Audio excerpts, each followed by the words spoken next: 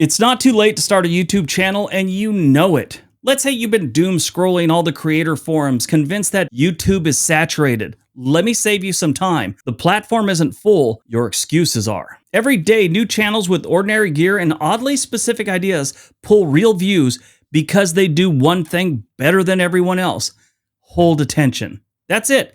Not be early, not own a red camera that shoots in 8K, not move to LA and drink $8 coffees that taste like regret. Hold attention. If you could do that, you can grow, starting right now. Now, there's always been the "it's too late" myth. I mean, that myth has been around since before I got on YouTube in 2016.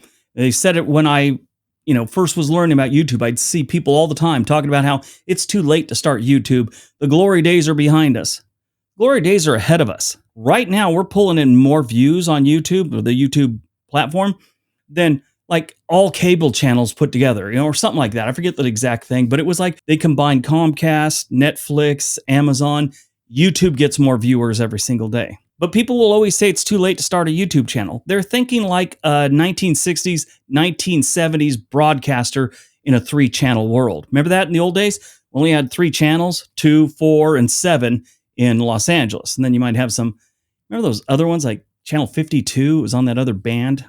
The good old days. It's where I used to watch the Little Rascals and Three Stooges. Good times there. But people will always say that it's too late. What they're not realizing is YouTube isn't one big stage.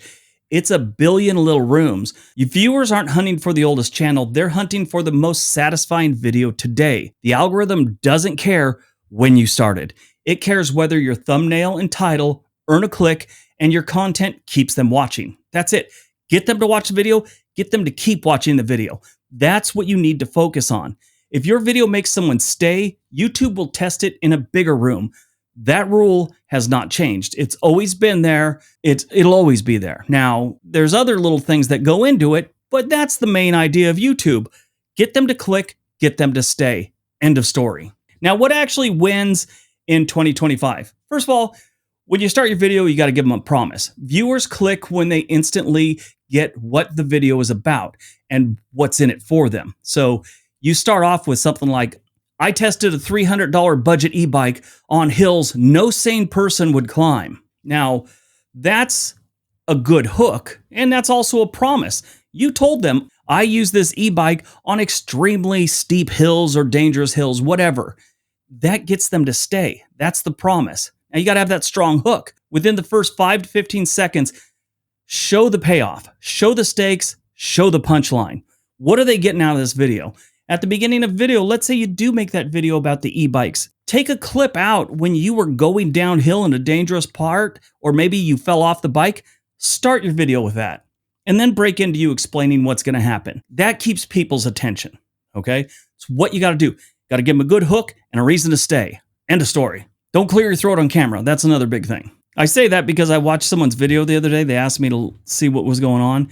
I don't know if it's a medical reason or whatever. I asked him if I could bring this up, so it's okay. He just said he was nervous, but it was like this. What was he talking about? I forget what he was talking about, but it was like, living in Arkansas, living in Arkansas is a very interesting place. That's how the whole video was. And sometimes he would have to cough 4 times in a minute. One time there was a whole coughing fit he didn't cut out. So little things like that, those are always in play, and you always have to keep those things in mind. But it still breaks down to get them to click, get them to stay. And if you do really good, they'll come back and watch another one. And YouTube will reward you for that with more views, which if you're getting paid by YouTube, that means more money. Now, one thing you have to keep in mind, you have an unfair advantage. Yes, you have an unfair advantage. You also have a job, a weird hobby, scars, and opinions. That's called edge. Use it. Get up there and talk about your job. Talk about your weird hobby. Anything you do that you're interested in or anything about, that will grab people's attention because you know about it. Now, I know nothing about personal finance. Really, my personal income is it's substantial, but I'm horrible with money.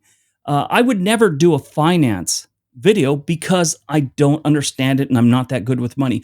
What I am good about is the United States, the map, and the things that have gone on in this country. I'm not just talking president stuff.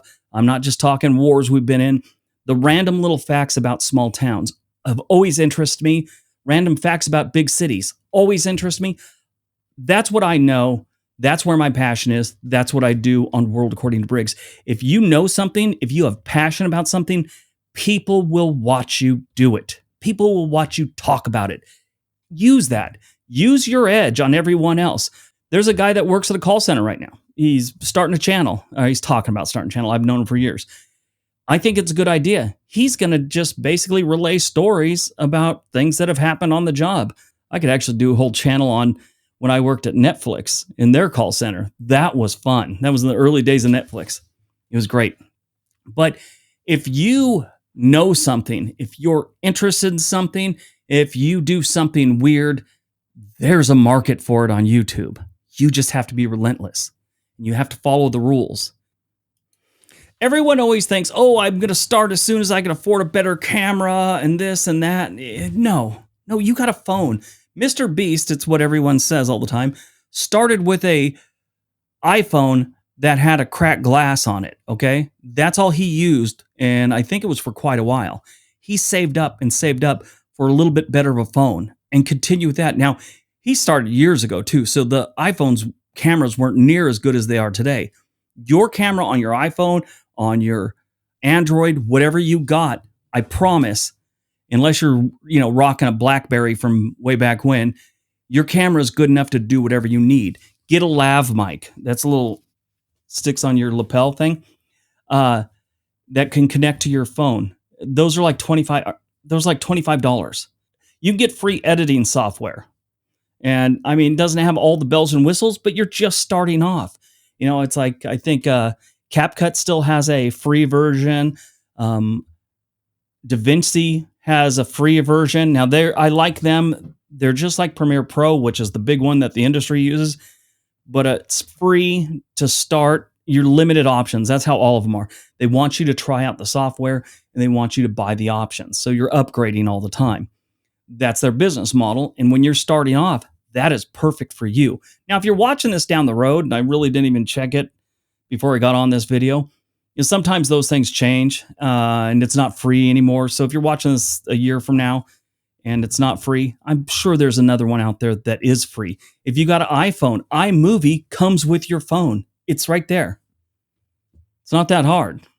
And we all have the internet too. You could research everything on the internet, whatever you want to do, whatever you want to talk about, it's there for you. And it's free. You can even get ChatGPT for free right now, I'm sure that's not going to last much longer. They're very popular. It's all free. You could just start with things you have laying around your house right now. I promise you. Basically, spend your money on time, not toys. Scripts and good edits beat lenses you don't know how to use. That's all there is to it. No one cares about your buttery B-roll if you're saying nothing. I hope that made sense. Now, in our next video, we're going to talk about quick start kits, free and cheap things to just get you started, okay? I'm going to work on that one tomorrow. See you in the next video.